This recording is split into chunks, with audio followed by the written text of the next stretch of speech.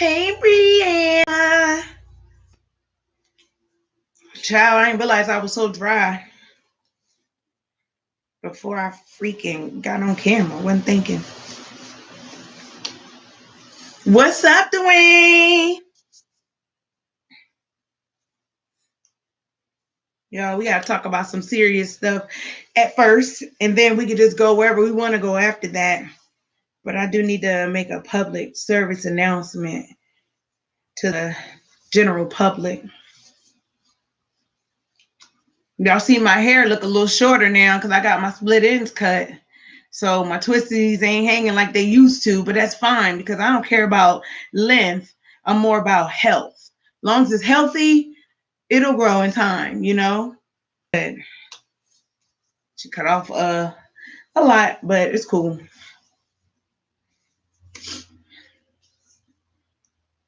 Trying to wait for some more people to come in here, but I know a lot of people aren't feeling well. That's another thing too, y'all. We have to really disinfect. We have to really disrespect. Hey, Dwayne, oh, thank you. We have to really disinfect now, y'all. I'm serious. Like, it's germ patrol. We got to be germ Nazis right now because that's how everybody's getting so sick. I know, Brianna. Don't answer back. Just drive, honey. Okay? Don't bang out. What was the name of your car? Your truck? Was it jalapeno potato chips or something? I don't know what his name was, but don't bang out the truck yet, baby girl. Okay? You just drive. Yes. But yeah, y'all, we have to really be serious about staying away from germs and staying on top of disinfecting, washing your hands, spraying down and stuff because germs is real. And you could do everything absolutely possible within yourself not to be sick. Still get sick and don't understand why. And it's because somebody else around you was not as clean as you were. And now you're sick because they're nastiness. So we just gotta be real careful about that, y'all. Hi, Bless Watkins. I'm gonna keep my glasses on so I can read the chat as I talk. But okay, we got 3 people in here. Y'all already know a lot of people don't bang with me like that. Y'all know I don't have a lot of subs. Oh, she left you at the sun, not the car. She left me at the party with. Oh, yes, y'all. So this is what I wanted to talk about. It's only 3 people in here, but that's fine. 3 is more than 0, and it's enough for me because I need to get started and talk. Okay, y'all. So come on in, everybody. So let me tell y'all, y'all all know that I'm a suicide awareness advocate. I make that very clear. That's what I do. And I do it by choice. I am a volunteer, but I do it very seriously. And hey Cynthia, how are you? Welcome. I want to talk to y'all because this is the holiday season, and this is the highest rates of suicide around this time. And for that, it's the reason why I wanted to talk, because the people who you would least expect, the people who you think might be the happiest, might be the jovial, might be the ones in the best spirits, are the ones that are super sad and that are just hiding it or masking it. You would never know. You'll never know. So I'm saying, like, a lot of people ask me, how can you come across someone that's suicidal and what do you say about them if you did, or even if you don't know? This is what you do. When you approach somebody that even in your mind, if you might think something is wrong or something may be wrong because of, situations that happen within their lives that might cause them to be a little down, even though they're putting on a smile, this is what you do. Hey, how are you? Just checking in on you. I mean, you can do it through text or phone or knock on their door, or when you see them, hey, just checking in on you. How you doing? Everything okay? Is there anything I could do to help? You want to talk about something? That's how you can get the ball rolling and open up the floor for conversation, or even just offering help actually makes a person feel a lot better. So that's what we need to do. During this time, we need to be checking on everybody. Excuse me, people you might not normally check on, people you might not normally speak to. Even if you're on social media, go in their DM. Hey, how you doing? I've been thinking about you, checking on you. I remember your mom passed away around this time last year, and I just wanted to make sure you were okay. Things of that nature, because suicide is at an all-time high, y'all. Suicide is at such a high rate right now. The call center has been so busy that last week I spent damn near 30 hours at work. No, I did 40 hours of work last year. Brianna's my witness. And I did damn near 40 hours at the call center because the calls were coming in back to back to back. And I wore myself out so thin because I have epilepsy as well. So I wore myself so thin that I had a seizure and wound up in the hospital. And everybody always says you can't help the next person, but you got unless you take care of yourself. So that's how busy it is right now. So I really want y'all to check in on people. And it could be anybody. It's random. No, Bless Watkins, I don't work 911 calls. I work at the Suicide Awareness Center. I work at one of those call centers. And I do that, Bless Watkins, as a volunteer job. That's my second job. I don't get paid for this. This is just what I do. Eventually, I'm about to go back to school and get some counseling certificates behind my name and whatnot. But until then, that's what I do. I'm a volunteer suicide awareness advocate. And I go to the hospitals. I do the call center. I go to the mental institutions. Wherever I'm needed, I go.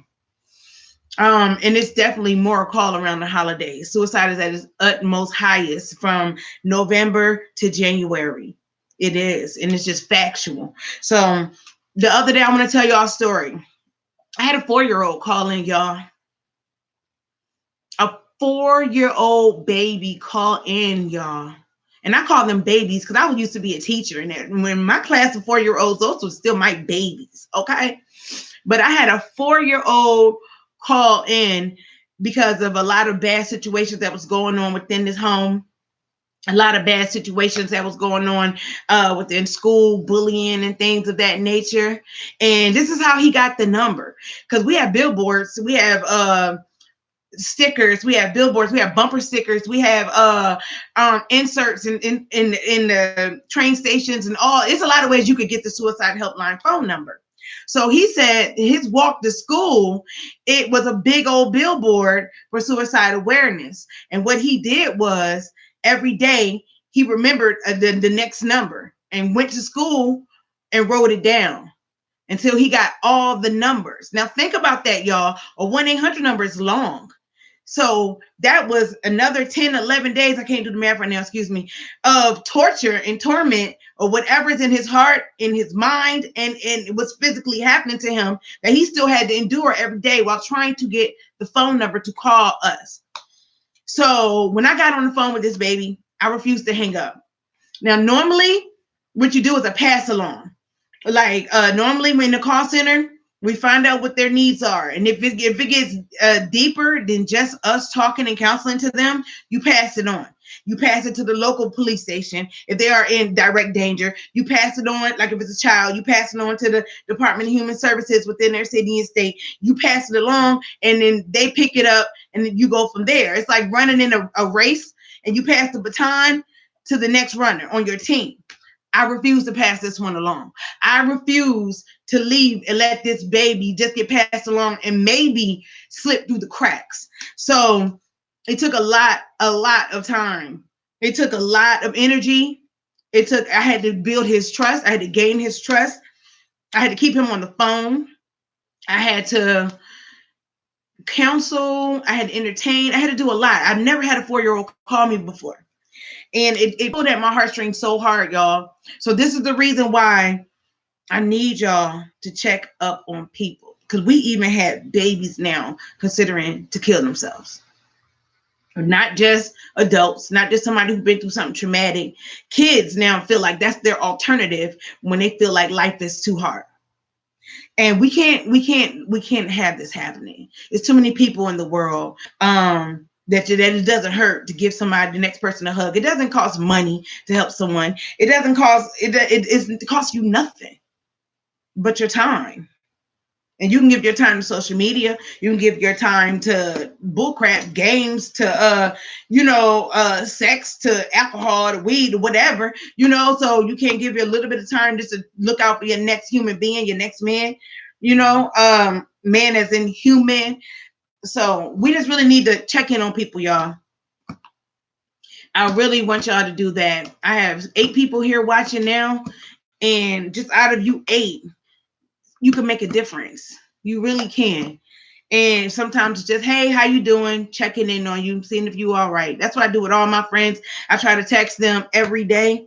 If I can't talk to them physically, friends and family, and it's the same text, checking in on you. Hey, how are you doing? Hope you have a nice day. That actually makes a lot of people days. Like that one text that they didn't receive from nobody, but maybe just you. Les Watkins is sad. It's sad that was the only option that he had at that moment. And he said he went to the teachers, nothing happened. He said he's tried other routes with family, nothing happened. And sometimes it got worse. So his last option was to call us, or he just wanted to remove himself from Earth. And that's so sad. That is so sad, y'all. So I just want everybody to just step up on the ball, and just step up a little bit and just help. Just really help people, because I'm coming from a place of hurt. I know I attempted suicide as an elementary student. By the time I was 12 years old, I had already attempted suicide 3 times in my life. And that was before the age of 12, all in elementary. So I'm coming from a lifelong battle. And it's not just people that are mentally ill that want to kill themselves, even though a lot of people, want to debate with me about that. But I came from a place of depression. And they say that you can't medically say someone is depressed until they are a certain age. I disagree. I digress, because I know at the age I was at 8 and at 7 and at 9, I was depressed. I was getting abused sexually, mentally, physically, verbally. I was bullied at school, bullied at home. I mean, I just did not want to live here no more. I felt like no one loved me, no one liked me, and I was a burden. So we really have to do better. We do, because I don't want to lose nobody else on Earth. I don't. And then I'm pulling myself too thin, trying to think I'm Superwoman and taking everybody's battle on my own back, when I need to step back and pass the baton, pass it along. But some certain people, in certain cases, I just can't let the phone call go. And that's one of my biggest problems. So y'all, we really gotta just do better. Thank you so much, Cynthia. I mean, you're welcome, and thank you for even listening, y'all, because it's just real. It's really real. And I know, like, whatever we're going through in our life, we think that is paramount. That is so important. Like, what we're going through is just like the epitome. No, what we're going through is so minute compared to somebody else. I remember when I was battling cancer or whatever, and I put a post up after my massive heart attack. And I'm laying in the hospital with my bald head and tubes coming out of every damn near inch of my veins in my body. And I'm like, just survived a massive heart attack, heart failure, chemo, suicide, child abuse. I just listed everything. And I was like, now tell me what's wrong with your life again. Not saying mine was more important, but when you look at it in that perspective, something that you're going through can seem very small compared to what the next person is going through. So I'm not saying, oh, just disregard what you're going through and you're not important. I'm saying let's just show some care and some love to the next person, because that could save someone's life. You never know. You never know the words that were spoken to me from somebody who had no idea that they were speaking them at the time, but it helped me to love myself and save my life, because it changed my mind. I'm trying to kill myself again. So yeah, we do volunteers, Dwayne. We are all volunteers. Nobody gets paid. First of all, it's a nonprofit organization. Second of all, it's all volunteers right now. They gave me an option, because I've been around so long, as far as option to start getting paid and what I would have to do. But I don't want to do that. I mean, my payment will be from the Most High, because I feel like this is why I was saved from stage 4 cancer, is to help other people. I don't think the Most High had me beat terminal cancer, heart attacks and 3 strokes and multiple seizures and all that, and it's still keeping me here looking healthy and on Earth, not to help other people. I think he's using me as a vessel of a testimony to help other people. How many people you know beat terminal cancer? You know, how many people you know had multiple heart attacks? How many people you know had multiple strokes and only have a slight uh paralysis on my left side? Not that I can't drive, can't walk, can't write, but you know, just sometimes you'll notice this side goes a little slack. But I really feel like I'm here for a reason and a purpose. And the reason that I'm here is to help others through me. And if it's not my testimony, if it's not my story, then it's my time, then it's my energy, then it's just me just providing whatever I can or whatever they need at the moment. So I'm saying, like, we just need to do what we can do. Like, we really do. I mean, and everybody can just do a little bit better. And as closer as we get to the holidays and everybody's worried about name brand stuff and trivial stuff and gifts and just petty stuff that who in the grand scheme of things, think about these people out here that have no one. And that lost their family members, that lost everything, that don't have a dime, that is worried about paying the rent. You think they give a damn about some gifts? You think they give a damn about gifts? No, they worried about their rent being paid. They worried about how they gonna feed their children. He was actually in the armed forces, and I had to go onto the base in order to speak with him and talk him down off a ledge. And it was hours and hours. And I had to take breaks when it became too much for me, because you don't want to seem weak when you're trying to help someone else get strong. So when I started the weekend or I felt like crying, I had to walk out. Somebody else had to come in, and then we switch again. If I needed a break, if I needed to take a drink and all. So it's horrible, y'all. Everybody isn't in this spirit. Everybody isn't in the giving mood. Everybody is not happy for everybody at this moment. A lot of people are sad. A lot of people don't want to see the new year. They can't bear coming into a new year with the bullshit that they're bringing from this year. So they end it all. Maybe they lost their job. Maybe they lost their transportation, and that's the only way they can get to and from work because they had to commute. Maybe a loved one passed away. Maybe they had a breakup. Maybe a child died. Maybe their animal. Some people, their animals is their everything, and that animal died. You won't believe how many cases I've had when, one of my clients' animals have passed away. And they want to end it. And I know y'all, some people, especially not animal lovers, are going to be like, oh, what are you going to die over a dog? Sometimes that's all they had to live for. So, yeah, I just want y'all to really just be aware, be more aware from now on. And then don't think it's a white person's problem.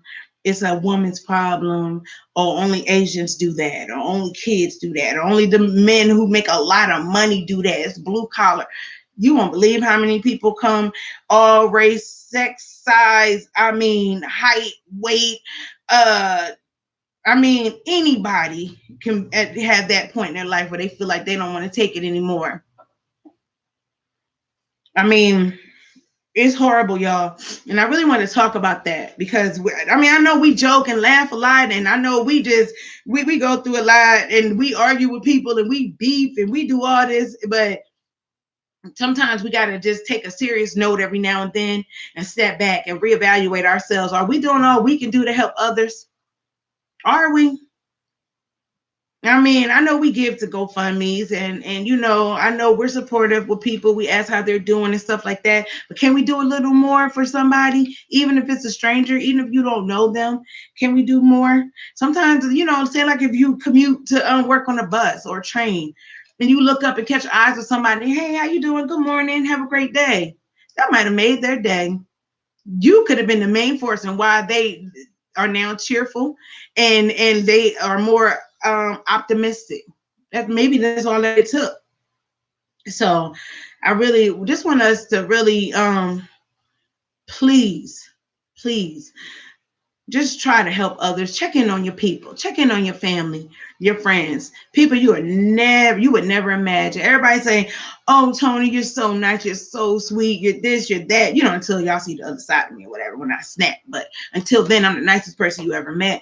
You would never think that I was the one that wanted to die. That I was the one whose self-esteem was so low. And it's ironic because I attempted suicide multiple times in my life, right?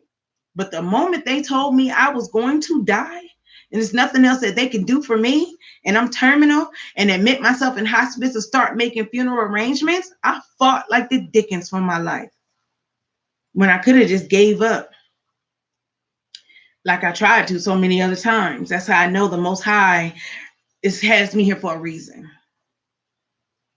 So I really want y'all just to be more aware, and let's just try to help other people, y'all. Let's check in on our people, and not just our family, not just our friends, anybody, somebody. Do we have a coworker that's really quiet that say to themselves, nobody really deal with them like that? Maybe go over there and tell them hi. Maybe get them a card for Christmas or something.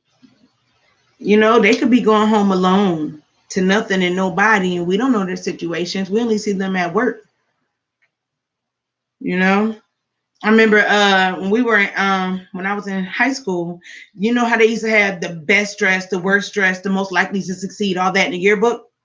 Well, our dumbasses voted this one boy as the worst dressed. He always wore tattered clothing, never wore the latest. Stuff was either too small, always too big. And years and years later, I asked about him, like, remember such and such? I don't remember. Did you ever heard anything? You didn't hear? He killed himself years ago. Why? They said he came from a really bad childhood, and he was like, their parents were just abusing them so bad and sexually molesting them, and they had to sleep in a closet and sleep in the bathtubs and wasn't eating, and I guess it just took too much for his psyche, and he killed himself. And that made me feel so horrible about things that I thought and things that I said as an immature child on his appearance. So, and that's just one situation among many. You know how a lot of these young girls, I'm gonna say young girls, even though grown women be doing it too. A lot of these young girls be beefing and arguing over these men. Let me tell y'all a story, personal story. When I lived in Toledo, Ohio, I had this girl I knew. She was my friend. And her cousins were the popular girls. They had the bad bodies and the nice hairstyles and the name brand and whatever. All went to the same high school. And one of the girls, she's beefing with her boyfriend's baby mom.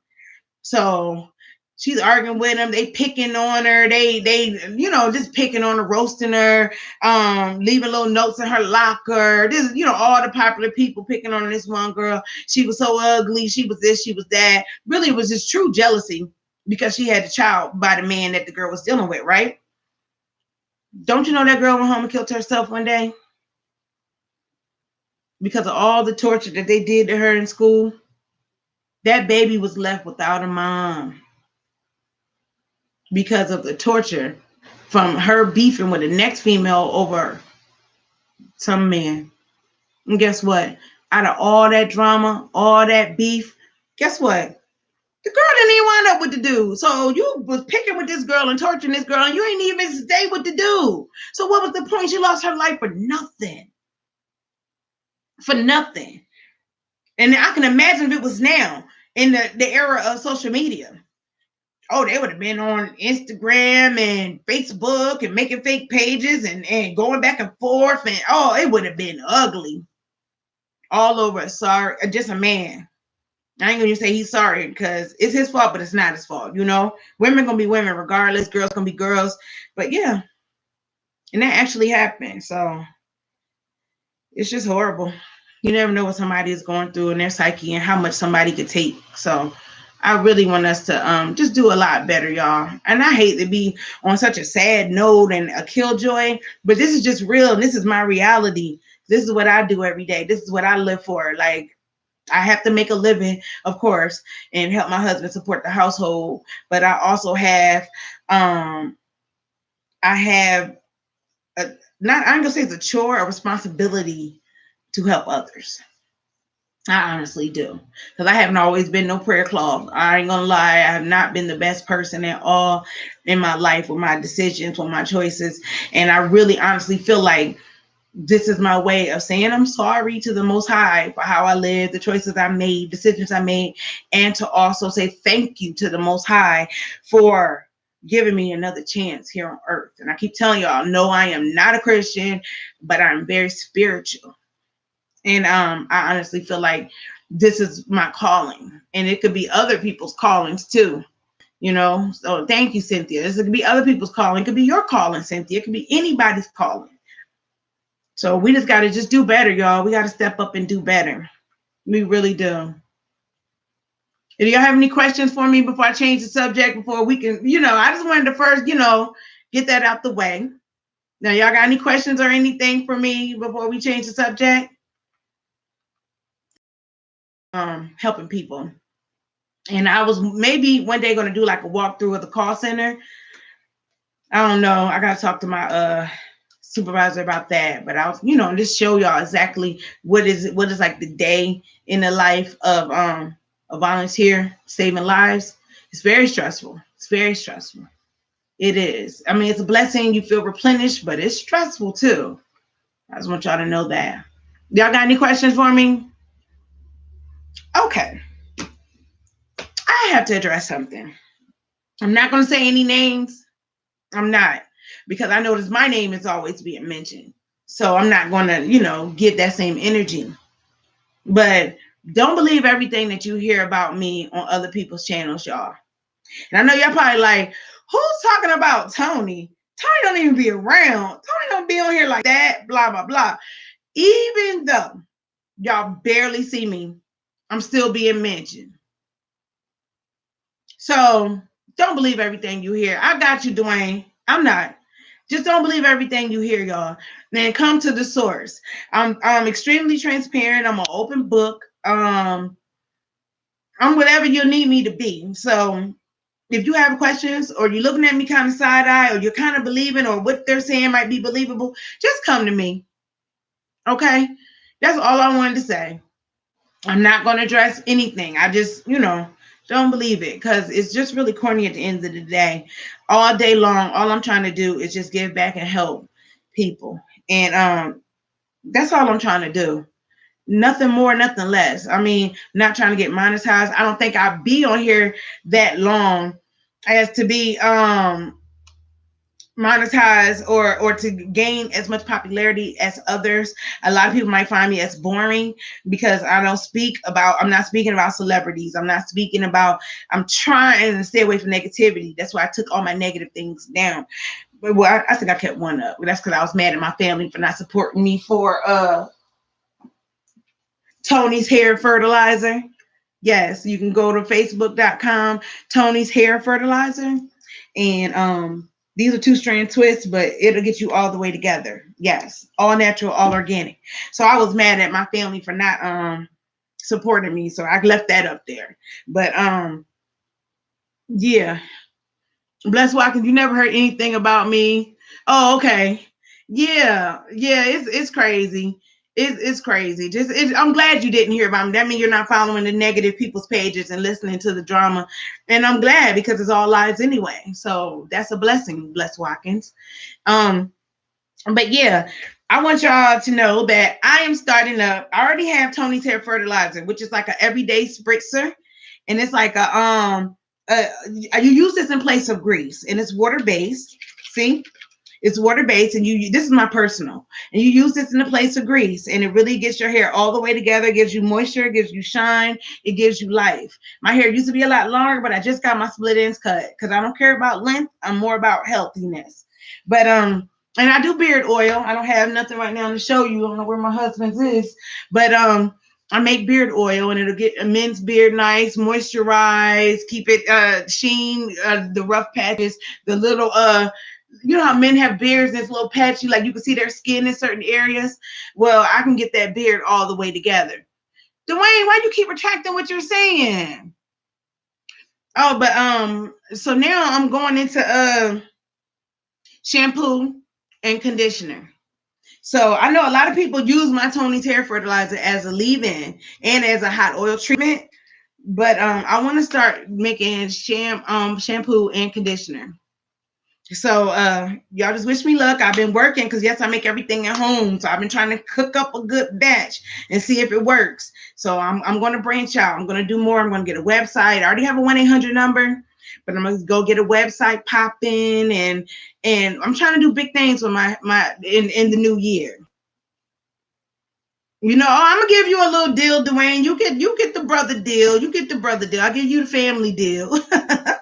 Even though it's only $10, I don't know how much more you want off. I'll give you free shipping or something. But yeah, and if you live in Philadelphia, Delaware, New Jersey, New York, Maryland, I can bring it to you. Yeah, because I'm like, oh, DC, because I'm right in that vicinity. And if I get enough, oh, thank you, Cynthia. If I get enough support and enough orders, I'll just, take them all out that time. If not, I can ship. I do. Most of my customers and clientele is outside of my vicinity area in Delaware. So I hope you like it. I wish everybody could try it. I mean, one day I want to get somebody who could be like my I don't want to say mannequin, but my model. And I want them to start from like something short, something rough. And I want to show how I can change your texture. I mean, how I can elongate it, keep it healthy, keep it moisturized, and keep your pores open so that it can keep growing. Oh, Dwayne, I'm going to have to send you some. I'm going to send you some. Just go to Cynthia. You can go to Tony's Hair Fertilizer on Facebook right now. And I also have a 1-800 number that I don't know by heart, but I have a business card right here. Okay, my 800 number is 1-855-596-TONY. That's TONI.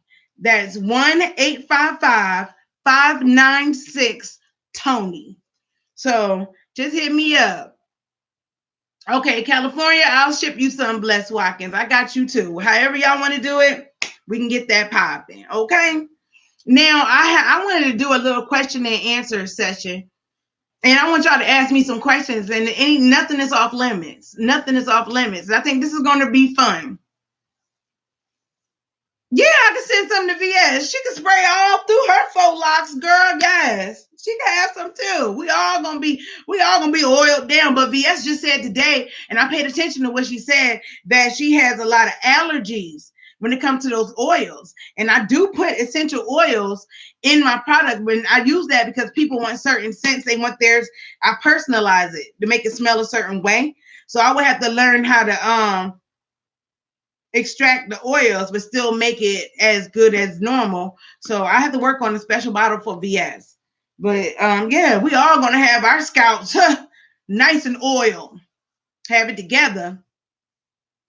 The information. Okay, well, you have to go, if you go to my Facebook page, it's the information on there. And I do Cash App, I do Facebook. You know what? I'm gonna give it all to you, Cynthia. Okay, I got you. But this is what I wanted to do, y'all. I think this would be fun. I want to tell y'all first. I want to tell y'all about my new channel. I don't know if I'm gonna make a new channel up or if I'm going to just do it on this channel. But it's gonna be called Blacklisted. And every week I'm gonna have another celebrity who's been blacklisted. And I'm going to start from their growth, from when they started, to how much their net worth was before they were allegedly blacklisted, to what caused the blacklist, to the end of where are they now and their net worth after the blacklisting. So I think this is going to be fun. It's not going to be all African American artists. I mean, it's celebrities. It's going to be everybody, anybody. And it's not going to just be current. It's going to be current. It's going to be old. It's going to be whoever. I mean, I'm just ready for it. And I'm going to do my homework, and I'm going to make it neat, and I'm going to make it professional, and I'm going to really, it's going to be called Blacklisted. So we're going to work on that. But I think after I do a live from now on, I think the last few minutes of my live, I want to do an Ask Me Anything live. And I think that's good, because that'll be more ways for y'all to get to know me and it's like nothing is off limits. It's like, ask me whatever you want to ask me in the chat, and I'll answer.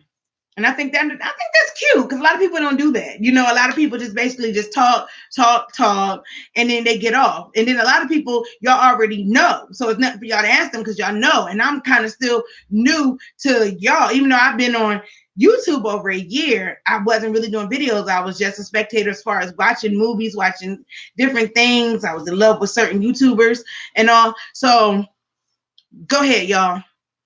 There's 7 people in this chat. And I know y'all like, Tony ain't got no numbers. But 7 people is a lot to me, and I'm excited. And I love y'all. So ask me something. Ask me anything. I don't care what it is. You can ask me. Nothing is like below the belt. I'm an open book. You can ask me what you want to ask me. That's fine. Yeah, I will. I will, Brianna. You know what? It's like I got to just do more. Okay. I have a question, Brianna. Okay, y'all. Cynthia says, question: I have a friend with stage 2 cancer. How can she improve her chances of survival? Great question. Okay, Cynthia, I have 2 videos on my channel about how I beat cancer. And I have how I beat stage 4 ovarian cancer and how to beat cancer. I need you to go to those videos. I tell you exactly what I did to save my life. And I'm going to tell you now, but I want you to go back because you can even share that video with her. I'm going to tell you now. What I had to do to beat cancer, I had to relocate.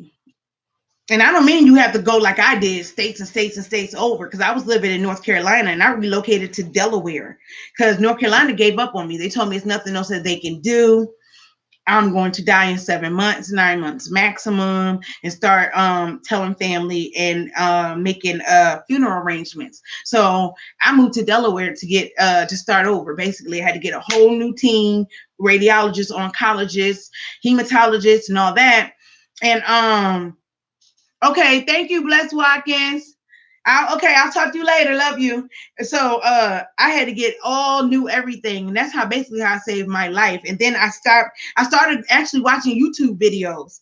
And I stopped a lot of stuff that I was doing that I didn't know that was harmful for me, like drinking sodas, eating sugar. Everything, noodles, white starch, white potatoes. I try to do it all organic and all natural when I could. Way more fresh fruits, fresh vegetables. I switched my whole life up. And because a lot of stuff that you're eating is highly carcinogenic. Carcinogenic means it causes cancer or can cause cancer. So I had to stop anything that I was personally doing on a damn near daily basis that was highly carcinogenic. Okay, so that's how I beat cancer, and that's how your friend can beat cancer as well as there's different vitamins and things that your friend can take, like black seed oil that can counterpart cancer cells. And I want you to look up on YouTube black seed oil or black cumin oil, cumin, CUMIN. And I still take that to this day. Once a day, I take it like I would take a multivitamin.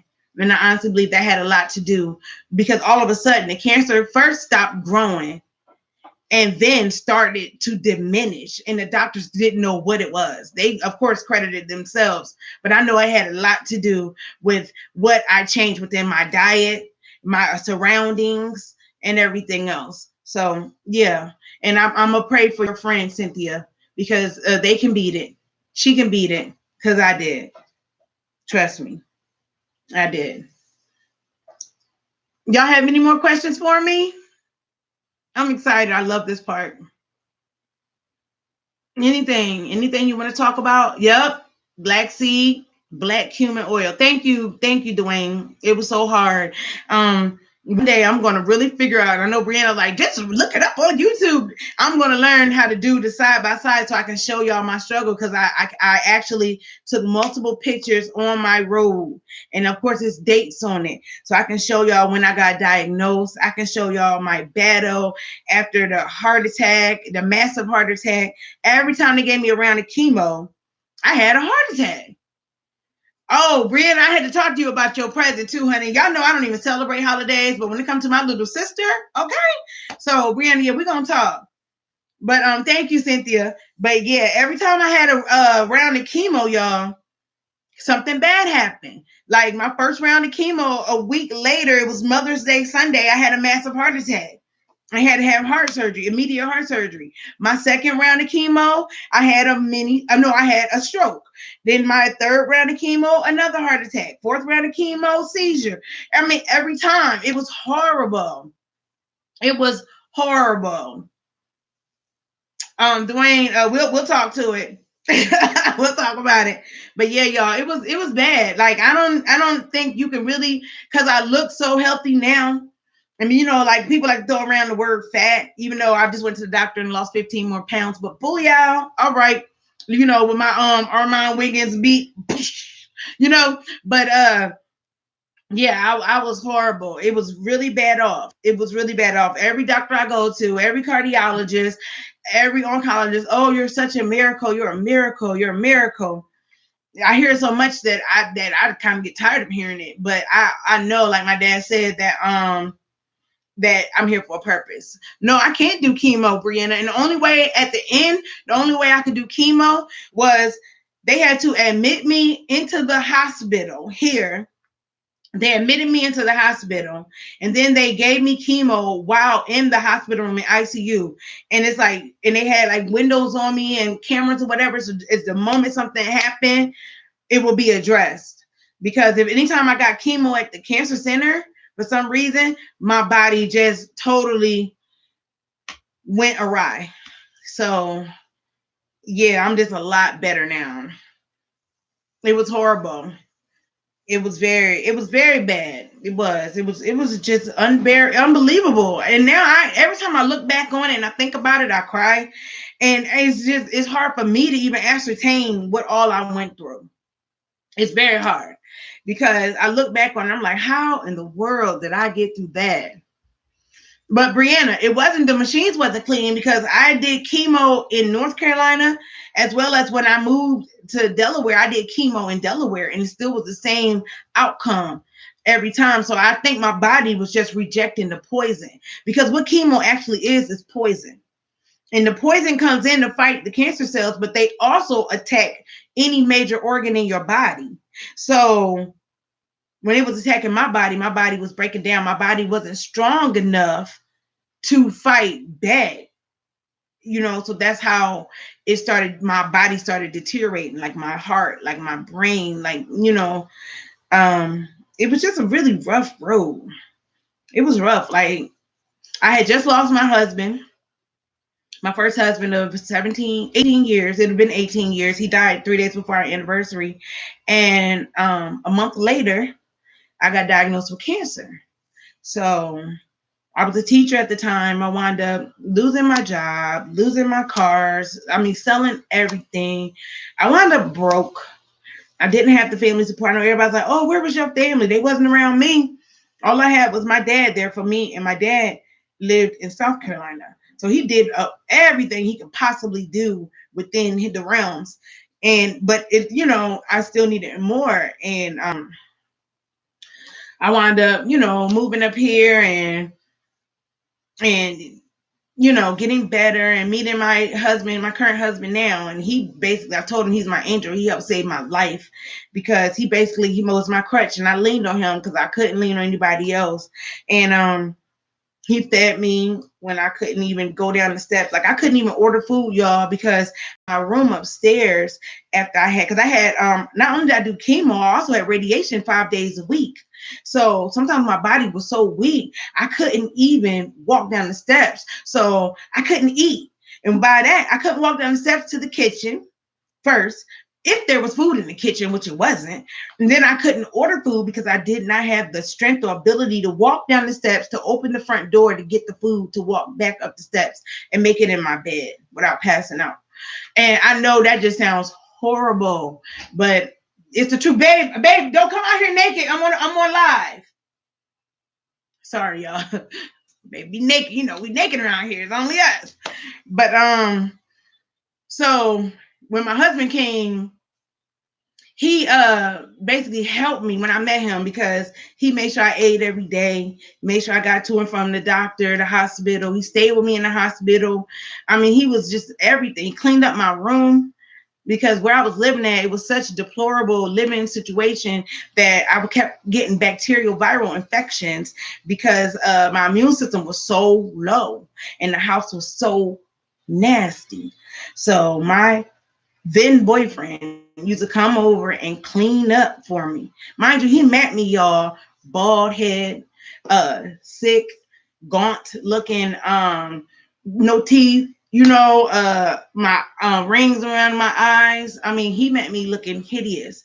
And he still told me I was the most beautiful woman he ever met. I was the strongest woman he ever met, and he wasn't gonna leave me.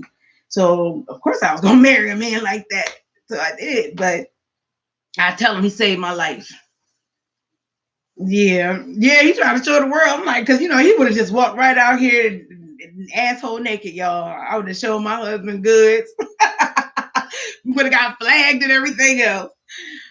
But yeah, the Most High was definitely there for me, and that's what my dad kept trying to install in me. Like, you need to write a book about your life, not just about going through cancer, because you survived way more than cancer, but it's a reason why you're still here. So, because let me tell you, y'all.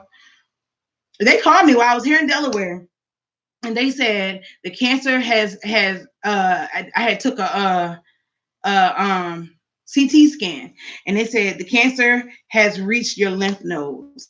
So we need you to come in, and we need to do a biopsy and find out how far it is and all. And my uncle always told me if it gets to your lymph nodes, then you're dead. Like, then you need to worry about it. So when they told me that, I was crushed. I couldn't believe it. I was doing all the right things and everything, and I really thought that I was going to beat it. So I went to get the biopsy done. I was worried. I was nervous. I was argumentative. I wasn't in a good mood. I was in a bad place, And when I came home, like a week later, my oncologist called me and said, "Tony, we can't find not one piece of cancer in your body anywhere. So as of today, you are officially in remission."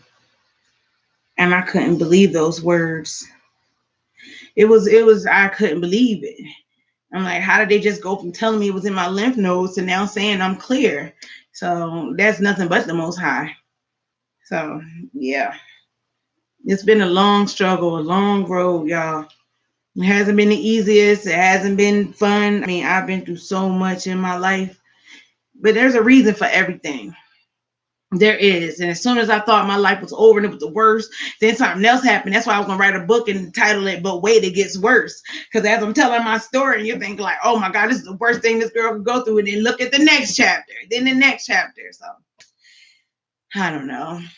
Yes, but I just, I like to share my story. And if y'all get tired of me talking about it, please let me know. But if you know anybody that's down and out, or might be battling, or anything, they don't even have to be going through cancer. They can be going through anything, lupus, heart problems, diabetes. I don't care, migraines.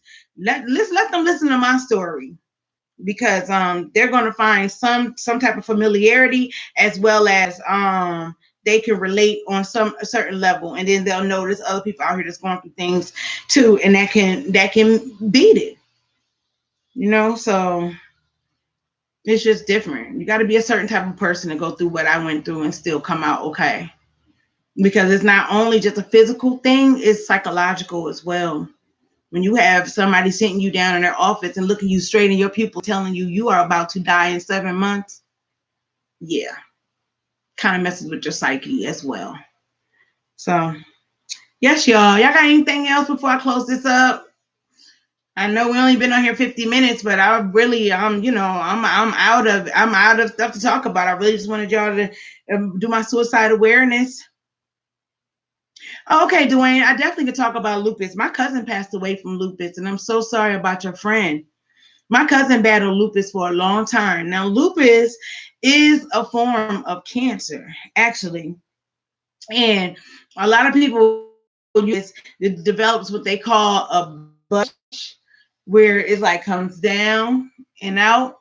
And because it starts to attack their cells in their body. And what happens is it deteriorates their major organs slowly. And my cousin wound up going kidney problems and kidney transfusions and all that. And it was a lot. She battled it for like maybe 20 years before she passed away from it. And at first it didn't show on her because it's like an inner thing, almost like cancer. Like everybody used to tell me when I was battling cancer, oh, you don't even look sick. They didn't know that's a compliment, because who the fuck wants to look sick? But yeah, it's like it's an internal thing. And then eventually it starts showing outwardly. And it was a thing at first that only African Americans could get it. That was the, the first notion when it first came out and became popular. Then the only women, but now you're seeing that that lupus can attack anyone, male or female, in any race. It's just a higher race for certain people, and that's because of the melatonin within their skin, the type of blood cells that they have in their skin. I mean, inside of their body. I mean, and then the family mechanisms. So, like your chromosomes from your dad and your mom, and sometimes that can kind of reverse. And my cousin, she was mixed. She was Haitian and Japanese. Her mother was Japanese. My uncle's Haitian. So she got it, but she didn't get it until in her mid late 20s. So, and she eventually passed away from having a kidney transplant and it going wrong. Her body rejected it. Yeah, so lupus is horrible as well. And I remember I had this friend in high school, and she was beefing with, of course, this girl over this guy. And the girl she was beefing with had lupus, and she kept telling her, oh, bitch, that's why you're going to die from lupus B and all this and that, being a teenager and stupid. Don't you know that girl to this day is still alive, still healthy, and the girl who was taunting her about having it wound up getting lupus and dying. You see how karma is? Karma is real. It's very real. So watch your words.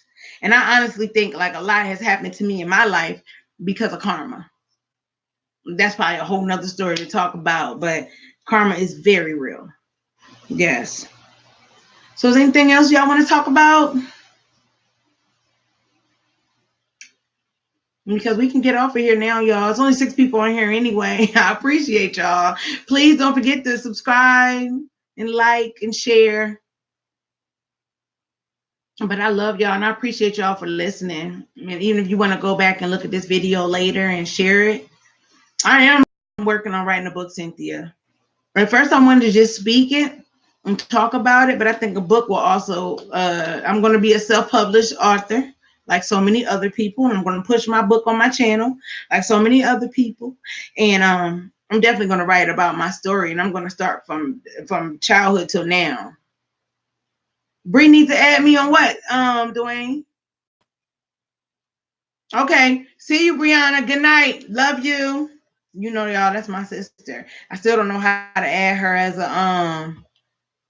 a you're supposed to be able to add them as a moderator. Okay, I got it. I think I just did it. Okay. I didn't know how to do it, y'all. But as long as I told y'all, I don't know nothing about this. But I love y'all.